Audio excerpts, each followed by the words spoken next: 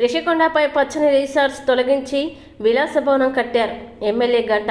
ప్రకృతి అందానికి నిలయమైన రేస్కొండపై చెట్లను తొలగించడంతో పాటు రిసార్ట్స్ నేలమట్టం చేశారని భీమిలి ఎమ్మెల్యే గంటా శ్రీనివాసరావు ఆరోపించారు. ఆదివారం టీడీపీ నాయకులతో కలిసి రేస్కొండపై నిర్మించిన విలాసవంతమైన భవనాన్ని పరిశీలించిన అనంతరం విలేకరులతో మాట్లాడుతూ జగన్ ఎంతో ముచ్చటగా కట్టుకున్న ఈ భవనంలోకి రాకుండా ప్రజలు సరైన తీర్పు ఇచ్చారని అన్నారు.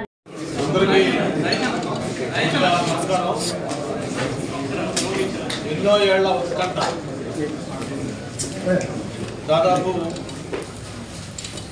ఆంధ్రప్రదేశ్లో ఉన్న ప్రతి ఒక్కరు కూడా ఈ రాజ్మహల్ రహస్యం ఏంటో తెలుసుకోవాలని ఒక ఉత్సాహం ఆతృత ప్రతి ఒక్కరికి ఉన్న నేపథ్యంలో ఈరోజు దాన్ని ఓపెన్ చేసి మీడియా సంస్థలందరూ కూడా చూపించడం జరిగింది. సాక్షాత్తు చంద్రబాబు నాయుడు గారు అలాగే పవన్ కళ్యాణ్ గారు వాళ్ళు కూడా ఇక్కడ ఏమవుతుందో తెలుసుకోవాలని ఇక్కడికి రావడం కోసం ప్రయత్నం చేస్తే ఆ రోజు నిర్మానుష్యంగా వాళ్ళని కూడా అడ్డుకోవడం, చివరికి ఇక్కడికి రావడం ప్రయత్నించడం కదా కేసులు అక్రమ కేసులు కూడా పెడితే ఈరోజుకి ఇంకా సందీప్ కానీ శ్రీనివాస్ ఎంతోమంది ఇంకా కేసులకి కోర్టుల చుట్టూ కూడా తిరుగుతూ ఉన్నారు. Ours is a big democratic country. భారతదేశం ప్రపంచంలో పెద్ద ప్రజాస్వామ్య దేశం. ఇటువంటి ప్రజాస్వామ్య దేశంలో ప్రభుత్వాలు ప్రతి 5 ఏళ్లకు ఒకసారి ఎలక్షన్ అయినప్పుడు ప్రజల ఆశీస్సులతోటి ప్రభుత్వాలు ఏర్పడుతూ ఉంటాయి. ఆ ప్రభుత్వాలు ఏర్పడినప్పుడు ప్రజల మన్ననలు పొందే విధంగా పరిపాలన చేస్తూ ఉంటాయి.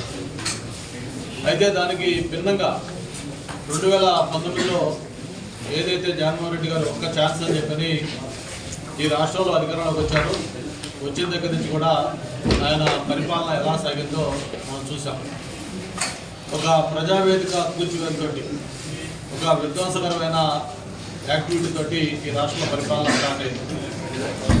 ఆ రోజు నుంచి ఆ 5 సంవత్సరాలు కూడా పూర్తిగా ఎక్కడా కూడా ఒక ప్రజాస్వామ్య పద్ధతులు పాటించకుండా పూర్తి నేతృత్వ పోగడలో అన్డెమోక్రటిక్గా మరి ప్రతిపక్ష పార్టీలు కానీ ఎవరైనా ప్రభుత్వాన్ని ప్రశ్నించే నాయకులు కానీ వ్యక్తులు కానీ అణిచివేస్తూ ఆ పరిపాలన సాగింది. గవర్నమెంట్ మారినప్పుడు ముఖ్యమంత్రికి చాలా విశేష అధికారాలు ఉంటాయి. ఆయన క్యాపిటల్ అమరావతి అయినా సరే నేను విశాఖపట్నంలో క్యాంప్ హౌస్ పెట్టుకుంటానంటే ఎవరు కూడా కాదనలేని విషయం.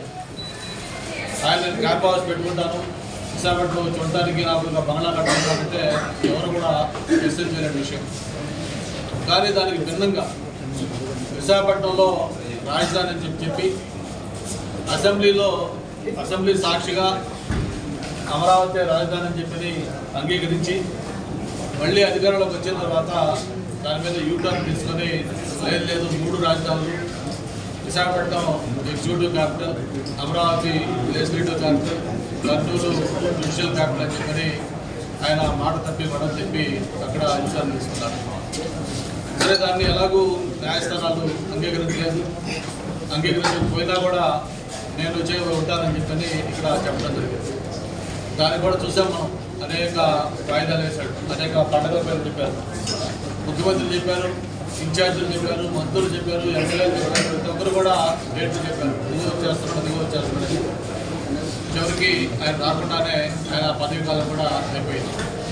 అయితే దీంట్లో ప్రధానంగా మనం ఎందుకంటే ముఖ్యంగా ఆయన విశాఖపట్నంలో వచ్చి ఉండటం కాదు అని చెప్పని ఏదైతే ఇప్పుడు మనం కూర్చున్న ఈ ఋషికొండ ఒకప్పుడు సప్త ఋషులు ఈ కొండపై నడయాడని ఇక్కడ తపస్సు చేసుకునే వాళ్ళని దీనికి ఒక హిస్టారికల్ ఇంపార్టెన్స్ ఉన్న కొండ. ఎవరైనా విశాఖపట్నం నుంచి బీయూలో పిచ్చులు వెళ్తా ఉంటే వెళ్ళే వాళ్ళందరికీ కూడా పచ్చటి కొండ అందరినీ కూడా ఎంతో ఆకర్షిస్తూ ఉండేది. అటువంటి ఒక పచ్చటి ఋషికొండని టూరిజం దీని కింద అక్కడ రిసార్ట్స్ కట్టి ఉంచితే బ్రహ్మాండమైన లాభాల్లో నడుస్తున్న ఆ టూరిజం రిసార్ట్ కూడా మరి పూర్తిగా డిస్మాంటిల్ చేసి ఇక్కడ అత్యంత రహస్యంగా గోప్యంగా ఈ విలాసవంతమైన రాజ్మహల్ని నిర్మాణం చేయడం జరిగింది.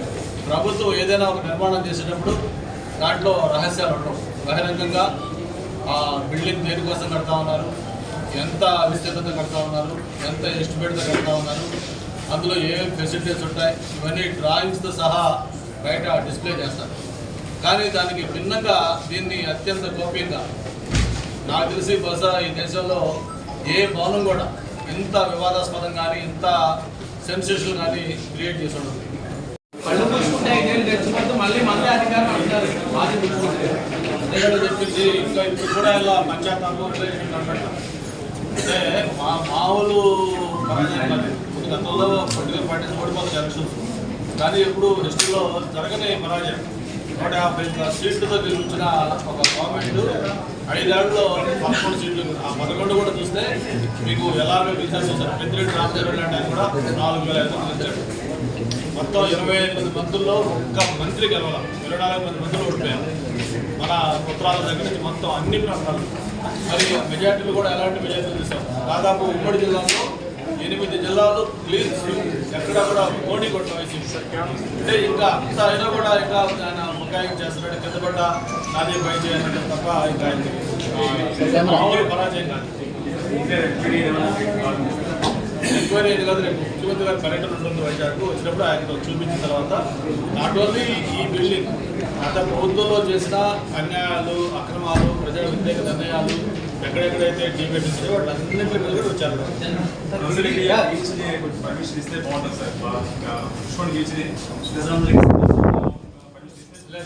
అన్ని కూడా రివ్యూ చేయాల్సిన అవసరం ఉంది. ఒకప్పుడు పాత చంద్రబాబు నాయుడు గారి గవర్నమెంట్లో ఎలాంటి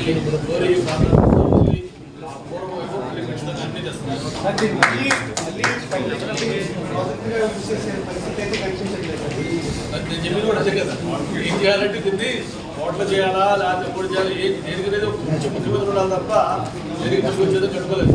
ఏం చేయాలి అంటే పెద్ద ఛాలెంజ్ ప్రభుత్వాన్ని 500 కోట్లు ఖర్చు పెట్టి చేసిన దాన్ని ఏం చేయాలి. ఎందుకంటే ముఖ్యమంత్రి గారు ఇట్లా విశాఖపట్నం వస్తాను వచ్చినప్పుడు చూపించి అందరు పెద్దలు ఎంక్వైరీ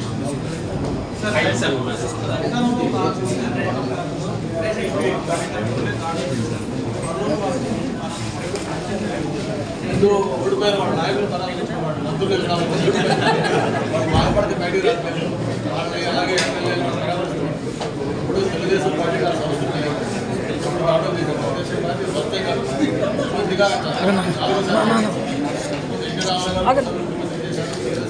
దాడులు చేయాలి. దాడులు చేస్తే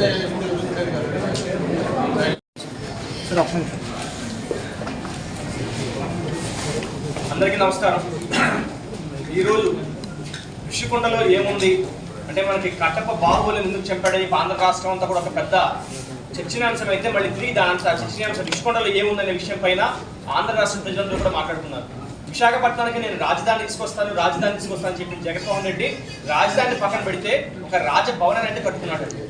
మరి ఈ రాజభవనాన్ని కడుతున్నాడని చెప్పని మరి అప్పటి ప్రతిపక్ష నేత చంద్రబాబు నాయుడు గారు, అదేవిధంగా జనసేన పార్టీ అధ్యక్షులు శ్రీ పవన్ కళ్యాణ్ గారు ఇక్కడికి వచ్చే ప్రయత్నం చేస్తే ఎంతో మంది కార్యకర్తలు అరెస్ట్ చేసి ప్రతి ఒక్కరిని రోడ్డు మీద బయట ఇచ్చిన వాళ్ళు లాక్కెళ్ళిపోయి ఈడ్చుకెళ్ళిన పరిస్థితులు అందరూ చూశారు. మరి పవన్ కళ్యాణ్ గారు గతంలో ఎర్రమట్టి దెబ్బలకు వస్తున్నప్పుడు ఎక్కడ ఋషికొండకు వచ్చేస్తారేమో, ఋషికొండలో ఏం జరుగుతుందో బయటికి చెప్పేస్తారన్న భయంతో ఆ రోజు మా అందరినీ అరెస్టులు చేసి 307 అటెంప్ట్ టు మర్డర్ కేసులు పెట్టి జైల్లో పెట్టి పవన్ కళ్యాణ్ గారిని నోవటల్ గది రూమ్ దాటినవ్వకుండా ఆయన మీద సెక్షన్లు విధించి వైజాగ్ నుంచి మళ్ళీ తిరిగి వెనక్కి పంపించారు. కాలం చాలా గొప్పదైందని చెప్పి పవన్ కళ్యాణ్ చెప్తూ ఉంటారండి. మరి ఈరోజు ఆ కాలం కాస్త రివర్స్ అయింది. ఈరోజు తీసుకుంటే కనుక చరిత్రలో ఎప్పుడూ చూడంత విజయం మన టీడీపీ, జనసేన పార్టీ, బీజేపీ పార్టీకి కూటమి ప్రజలు ఇచ్చారు. అసలైన విజయం ఏంటంటే మరి జగన్మోహన్ రెడ్డి గారిని ఈ ఋషికొండ పైన అడుగు పెట్టలేకుండా చేయడమే ప్రజలు సాధించిన అసలైన విజయం మేము భావిస్తాం. జగన్ గారు డిప్యూటీ సీఎంగా ఉంటూ పర్యావరణ విభాగానికి, అదేవిధంగా అటవీ శాఖకి, పంచాయతీ రాజ్కి, ఈ శాఖలన్నిటికీ కూడా మినిస్ట్రీ తీసుకుంటూ మరి ఈ టూరిజం శాఖ ఏదైతే ఉందో ఇది కూడా జనసేన పార్టీకి సంబంధించిన కందులు దుర్గేష్ గారికి రావడం, ఇవన్నీ కూడా వీటి మీద విషుకొండ వీటి పరిధిలో ఉంటాం. అదేవిధంగా ఈరోజు మా భీమిలి ఎమ్మెల్యే గెలిచిన కూటమి నాయకుడైన శ్రీ గంటా శ్రీనివాస్ గారి నాయకత్వంలో ఈరోజు మేము అందరూ లోపలికి రావడం అనేది మేము చాలా గర్వంగా భావిస్తున్నాం. ఈరోజు లోపల అంటే కట్టడం గొప్ప కాదండి, ఇలాంటి పెద్ద కట్టడం గొప్ప కాదు, కానీ ఇంత కట్టడాన్ని కట్టి ప్రజలకు అసలు లోపల ఏం జరుగుతుందో తెలియకుండా చేసి చూసారా, అది నిజంగా గొప్ప అని మెచ్చుకోవాలి మనందరం కూడా. ఎందుకంటే దాదాపు 30 అడుగుల బ్యారికేడ్లు పెట్టేసి లోపల ఏం జరుగుతుందో తెలియనివ్వకుండా మరి దీన్ని 500 కోట్ల రూపాయలు వ్యయం పెట్టాడంటే నిజంగా ఇంత గంటా శ్రీనివాస్ గారి నాయకత్వంలో మేము చూసాం. లోపల ఆయన ఎలాంటి కమోడ్లు పెట్టాడు, ఎలాంటి మరి బాధ డబ్బులు పెట్టాడు, 25 లక్షల రూపాయలు 35 లక్షల రూపాయలు పెట్టి బాధ డబ్బులు పెట్టుకుని మీకు ఎంతసేపుకి మేకప్ వేసి ఇది కేవలం పర్యాటక కోసం, లేదు మేము 5 స్టార్ హోటల్ కడుతున్నాం, వైజాగ్లో 5 స్టార్ హోటల్ కట్టకవరా అని చెప్పి ప్రజల్ని మభ్యపెట్టాడు చూసారా, మరి దానికి తప్పకుండా మూల్యం చెల్లించక తప్పదు. త్వరలోనే పెద్దలు గంటా శ్రీనివాస్ గారు చెప్పినట్టు మన రాష్ట్ర ముఖ్యమంత్రి అయిన శ్రీ నారా చంద్రబాబు నాయుడు గారు, అదేవిధంగా రాష్ట్ర ఉప ముఖ్యమంత్రి అయిన జనసేన పార్టీ అధ్యక్షుడైన శ్రీ పవన్ కళ్యాణ్ గారు, మరియు పర్యాటక శాఖ మంత్రి అయిన శ్రీ కందులు దుర్గేష్ గారు, పెద్దలు గంటా శ్రీనివాస్ గారి నాయకత్వంలో మేము అందరం మళ్ళీ తిరిగి ఇక్కడికి వస్తాము తప్పకుండా. ఎందుకంటే తిరిగి మళ్ళీ ప్రజలకి ఏ విధంగా ఉపయోగపడుతుందో కూడా అర్థం కాని విషయం. ఎందుకంటే పూర్తిగా ఆయన భవనాల కోసం, ఆయన బెడ్రూముల కోసం, దాదాపు ఇదే బెడ్రూమ్ కనుక మీకు పెద్ద 5 స్టార్ హోటల్ కేవలం జగన్మోహన్ రెడ్డి గారు ఈ విషుకొండ పైన కట్టించుకున్న భవనంలో ఒక బాత్రూమ్ తీసుకుంటే కనుక 5 స్టార్ హోటల్లో 50,000 రూపాయలు ఉంటుందండి ఖర్చు. కేవలం బాత్రూమ్ మాత్రమే 50,000 రూపాయలు ఛార్జ్ చేస్తారు ఒక పెద్ద 5 స్టార్ హోటల్లో ఆయన కట్టించుకున్న బాత్రూమ్. మరి దీన్ని ఏ విధంగా ప్రజలకు మళ్ళీ తిరిగి చేస్తారనేది తప్పకుండా పెద్దలు తీసుకున్న నిర్ణయం బట్టి మేము త్వరలో మరి గంటా శ్రీనివాస్ గారి నాయకత్వంలో మీ అందరికీ తెలియజేస్తని చెప్పి మీ విషయాన్ని ఇక్కడికి పత్రికా ముఖ్యంగా అందరూ వచ్చారు కాబట్టి దీన్ని తప్పకుండా ప్రజల్లో చూపించాలి, ప్రజలు తెలుసుకోవాలి. ప్రజలు ఈ విధంగా జగన్మోహన్ రెడ్డి ఇంత లోటు బడ్జెట్ ఉన్న ఆంధ్రప్రదేశ్ రాష్ట్రంలో ఇలాంటి భవనం ఉందా అనే విషయం ప్రజలు ఆశ్చర్యపోతారని మనస్ఫూర్తిగా నేనైతే భావిస్తున్నాను.